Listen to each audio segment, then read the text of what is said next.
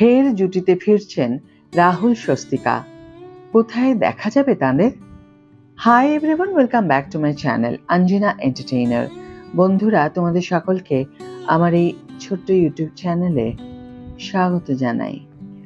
অনুরাগের ছোঁয়া স্টার জলসায় এই ধারাবাহিক দর্শকদের মনে একটা আলাদা জায়গা করে রেখেছিল।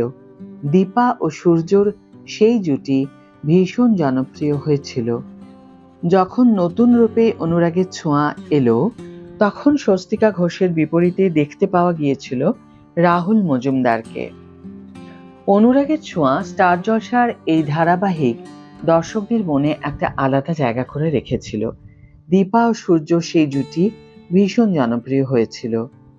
যদিও বেশি দিনের জন্য ধারাবাহিকটি সম্প্রচার হয়নি, কিন্তু অল্প সময়ের মধ্যেই রাহুল স্বস্তিকার সেই জুটিকেও দর্শকরা সাদরে গ্রহণ করেছিল।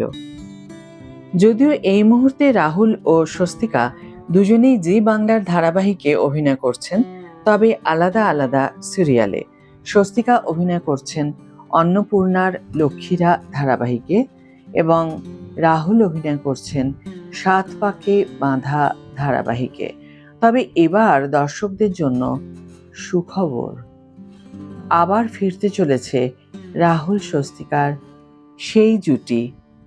সমাজ মাধ্যমে রাহুল স্বস্তিকার সঙ্গে বেশ কিছু ছবি পোস্ট করে ক্যাপশনে লেখেন, আসছি। রাহুলের এই পোস্ট ঘিরে তৈরি হয়ে যায় তুমুল জল্পনা কল্পনা। তাহলে কি আবার নতুন কোনো ধারাবাহিকে দেখতে পাওয়া যাবে এই জুটিকে?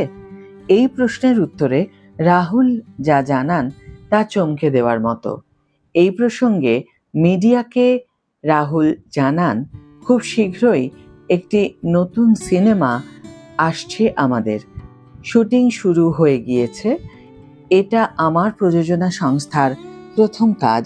তবে পরিচালক কে অথবা কবে এই ছবি মুক্তি পাবে তা জানার জন্য এখন অনেকটাই অপেক্ষা করতে হবে। যদিও রাহুল জানিয়েছেন চলতি মাসের মধ্যেই সবটা জানিয়ে দেওয়া হবে।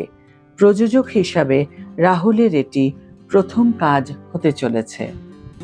আজকের ভিডিও এখানে শেষ করছি বন্ধুরা। ভিডিওটি যদি ভালো লেগে থাকে তাহলে অবশ্যই একটি ছোট করে লাইক দিও, শেয়ার করো বন্ধুদের সাথে, কমেন্ট করে জানিও তোমাদের মতামত। যারা এখন আমার চ্যানেলটিকে সাবস্ক্রাইব করোনি তারা অবশ্যই চ্যানেলটিকে সাবস্ক্রাইব করে আমার পাশে থেকো। আর যারা অলরেডি সাবস্ক্রাইব করে দিয়েছো তাদের জন্য আমার অনেক ভালোবাসা এবং অনেক ধন্যবাদ। আজ তাহলে বিদায় বন্ধু, দেখা হবে পরের ভিডিওতে। ভালো থেকো, সুস্থ থেকো, সঙ্গে থেকো।